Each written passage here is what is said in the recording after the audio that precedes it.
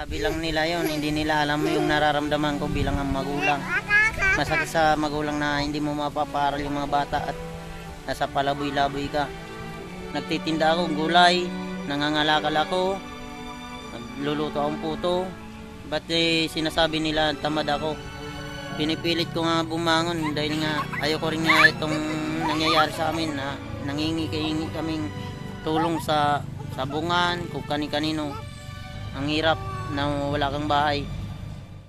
Ayan, dahil sigurado na kayong mag-stay kayo dito, tuloy na yung babahan nyo. Kahit kubo lang. Nag-uumpisa na rin ako magtanim-tanim para may pagkukuhanan ng ulam-ulam. Ayan na. Maraming salamat po sa inyo na tumulong. At ayan po yung tulong nyo, hindi ko sasayangin.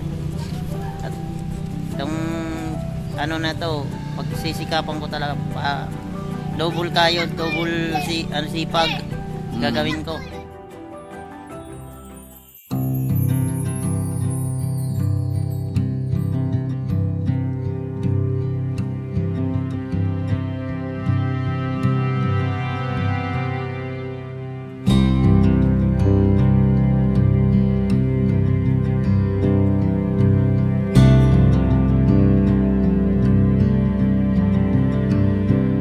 Ayan, so dadaan tayo ngayon guys kay Kuya Elvin. Dadala natin sila ng ulam, tapos ito pang almusal, saka pwede din itong merenda, toyo, saka ulam nila mamayang gabi, baboy. Bumili na rin tayo ng rekado para hindi na sila pabalik-balik sa tindahan kasi medyo malayo yung tindahan. Balik-balik sila. 2 pitsay. Tapos patatas.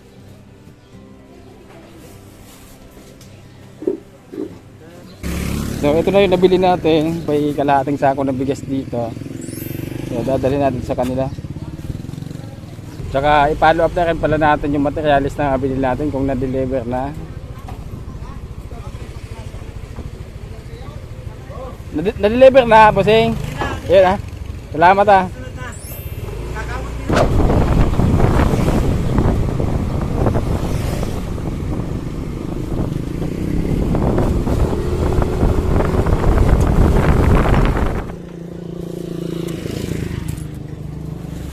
Ipapakuha ko na lang itong bigas kay Kuya Elvin. Yan, hindi nila alam na pupunta ako dito.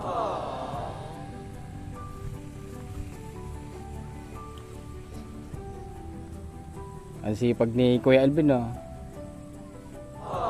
Tinatanggalan ng damo yung yung space at Hello. Nakalimutan ko nga dapat pala. Oo nga, nakalimutan ko Sayang ako dito, ang dami kong sinaing.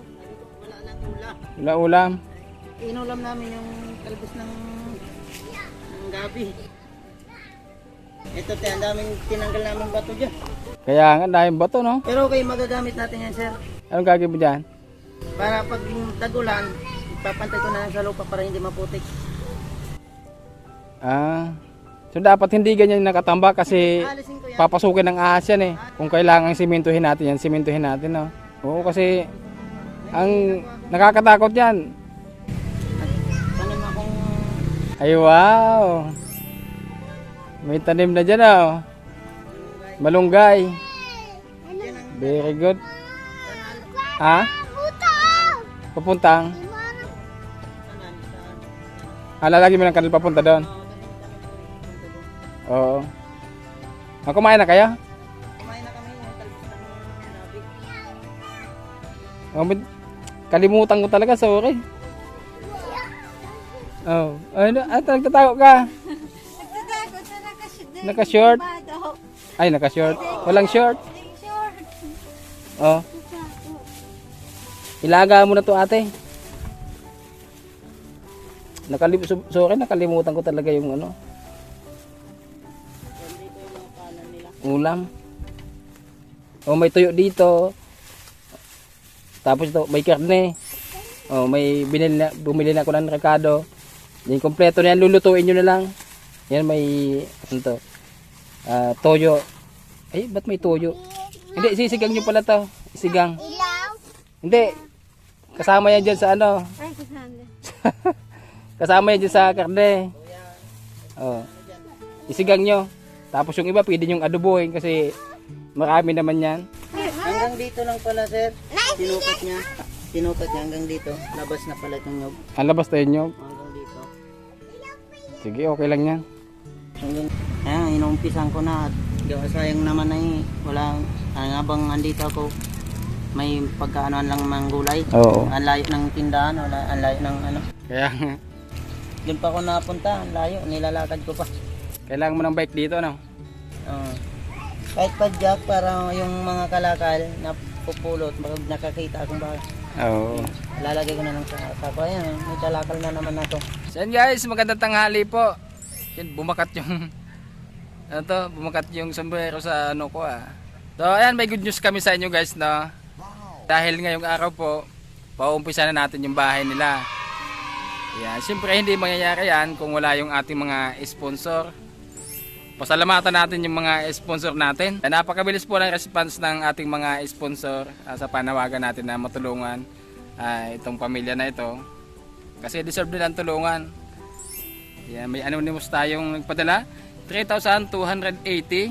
Tapos 2,000. Yan po yung ayaw magpabanggit. Yan, si Ate Dora nagpadala po ng 16,200 pesos. Si Ma'am Joanne de Mesa, 4,000 pesos. Si Primo Garjola, 500 pesos. Si Ma'am Charmaine Lustica, 2,000. Si Ma'am Amy De Castro, 500 pesos. Yan. Si Sir Noel Timog, 4,000 pesos. At si Tita Preda, 3,064 pesos. At si Ma'am Amy Alihan, yan, 1,000 pesos. Bale, meron silang 34,480. Yan, yan po yung gagasusin natin para magpatayo sila dito ng bahay kubo. Yan, basta kami nakapag-usap na ni Kuya. Siyempre bago ko ito pinaumpisahan. Usap muna kami ni Kuya ng masinsinan kung talagang sigurado na ba sila na mag-stay dito. Kasi itong lupa hindi ko pa naman gagamitin kasi yung mga anak ko, mga bata pa naman. Sabi nila, mag-stay daw sila dito para sa mga bata. So sana mangyari Kuya, no? Sigurado ka na ba talaga dito? Opo, para makapag-aral po yung mga bata. Yung iniisip ko kasi hindi nakakapag-aral yung mga bata kaya wala kaming permanenteng address eh. Decide na kami mag-asawa na dito na talaga muna. Nag-usap kayo? Opo. At wala naman kami mapupuntahan. Kung aalis kami, sa kalsada kami matutulog, maninirahan. Iniisip ko karito na nga eh. Kaso hindi mangyayari at masisita rin kami. Ayan, dahil sigurado na kayong mag-stay kayo dito, tuloy na yung pabahay nyo. Kahit kubo lang. Nag-uumpisa na rin ako magtanim-tanim para may pagkukuhanan ng ulam-ulam. Ayan, nakita natin kanina, so nagtanim. May mga tinanim na siya, ayan, malunggay. So tinatabas na yung damo. Kapag tanim siya ng kung ano-anong gulay dito, sitaw daw, tapos pitchay. Yan, magaling. Yan, hindi niya sinasayang yung oras na andito sila. Basta ipakita mo dun sa mga nagda-down sa'yo na hindi ka ganun ha. Opo. Patunayan mo sa kanila. Hindi naman ako tamad talaga na... Kasi ako ayaw ko maniwalang tamad ka eh. Kasi nakita ko yung yung kasipagan mo. Pero dahil ang dami naming nabasa na ganun nga, halos isa lang yung sinasabi nila. Napaka-irresponsible mo daw na ama. Kaya sabi ko hindi mo na maniniwala. Titingnan ko yung ginagawa mo na eh. Sana tuloy-tuloy ang pagiging masipag mo, pagiging masikaso mo sa mga anak mo. Nay. Sabi lang nila yon, hindi nila alam yung nararamdaman ko bilang ang magulang. Masakit sa magulang na hindi mo mapaparal yung mga bata at nasa palaboy-laboy ka. Nagtitinda ako ng gulay, nangangalakal ako, nagluluto akong puto. Ba't sinasabi nila tamad ako? Pinipilit ko nga bumangon dahil nga ayoko rin nga itong nangyayari sa amin na nangingi kaming tulong sa sabungan, kung kani-kanino. Kasi lalaki ako yung padre pamilya. Dapat ako yung nagsusumikap na paaralin, pakainin ng mga bata. Kaso lang wala rin talaga ako talagang bahay. Ang hirap na wala kang bahay. Sa sobrang init, maglalakad ka. Ito na yung umpisa sa pagiging maayos yung buhay nyo. Sana tuloy-tuloy na ito, ano? Opo. Maraming salamat po sa inyo na tumulong. At ayan po yung tulong nyo, hindi ko sasayangin. At itong ano na to, pagsisikapan ko talaga pa, double kayo, double sipag gagawin ko. Lahat ng paghihirap, may kapalit na ginhawa yan. Na, kung noon talagang iniisip mo na sobrang hirap ka na, eto sabi ko nga, baka ito na yung time para mabago yung buhay nyo. Kaya tuloy lang ang buhay kahit maraming problema. Etong tulong sa inyo, gagamitin natin to sa pagpapatay ng bahay nyo ha. Thank you, Tapos sir. yung iba, gastusin nyo, pagkain nyo, kung ano-ano pa. Thank you po sa inyo. Speaking of, may isang sakong bigas doon. Pakuha na lang. Opo, thank you. Thank you po. Bumili ako ng isang sakong bigas. Ay, kalahati lang pala, 25 kilos pala yun. Thank you po. Maraming salamat po at at least hindi po nagugutuman yung mga bata kahit may bigas. Sabi ko naman sa inyo, basta andito kayo, maging mabuting tao lang kayo. Wala Hindi ko kayo pababayaan, na. Basta hindi naman ako gumagawa ng masama. Yun ang sinasabi ko sa sarili ko. Pero nung andun ako sa kalsada, nakakapag-isip akong nakaw o ano. Kasi nakikita ko mga bata ay hindi pala pwede. Kaya linggo bukas magsisimba kami. Oo. Hindi ka nakakapagsimba. Kahit hindi kami nakakapagsimba, ang panalangin nasa puso namin pa rin. Wow, ang galing. So, Be, ano gusto mong sabihin, Be? Magkakaroon na kayo ng bahay. Salamat po. Wow. Natutuwa ako sa mga bata. Ito, ang ganda nito. Ano gusto mong sabihin, Be? Salamat po. Ikaw man, Buknoy. Kanta nga. Salamat po. Hindi pa paroon. Ikaw, ana, Milvin. Salamat po. Wow, ang galing. Kanta na, boy. Tama, yung mga mukha ng mga batang ito, hindi na tulad ng dati. Wala akong iniisip na kung tahimik dito. Kahit maingay yung mga bata, at least tahimik yung pag-iisip ko. Tahimik, walang walang manggugulo, wala akong maririnig na tungkol sa akin.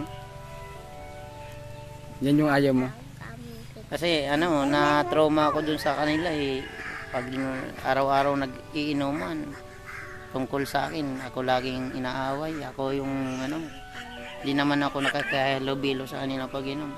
So, ayan, ipagpatuloy mo lang yung pagtatabas ng damo dito para malinis at mataniman nyo ng gulay. Yan. So, inuumpisa na nga po ni Kuya Milvin linisan. Bibili tayo ng mga gulay nyo. Pantanim. Picture. Smile. Smile. Ngirit ka, Buknoy. Smile ka, Buknoy.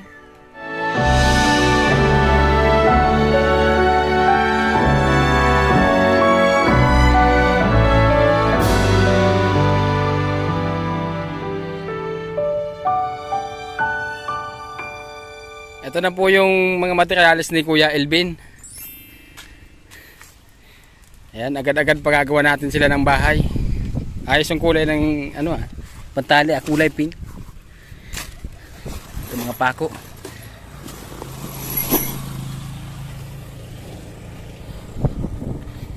Wala yata yung simento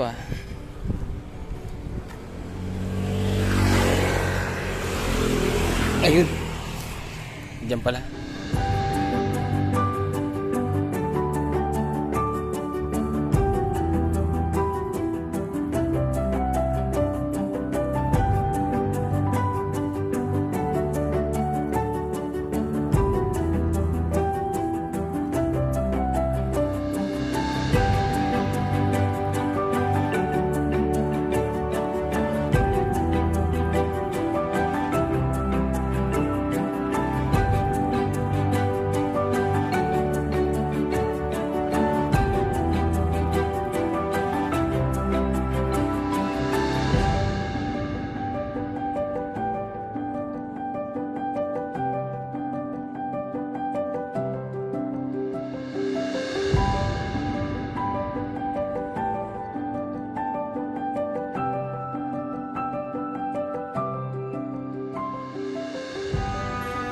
Kaya nagpabili ako ng isang semento dahil yung mga poste natin sisimentoin natin para mas lalong matibay.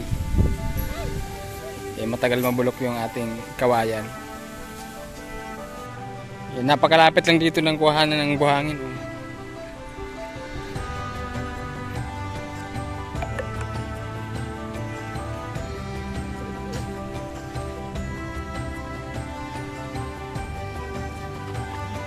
Dapat talaga gawan mo dito ng ano, Kuya Alvin? Hagdanan.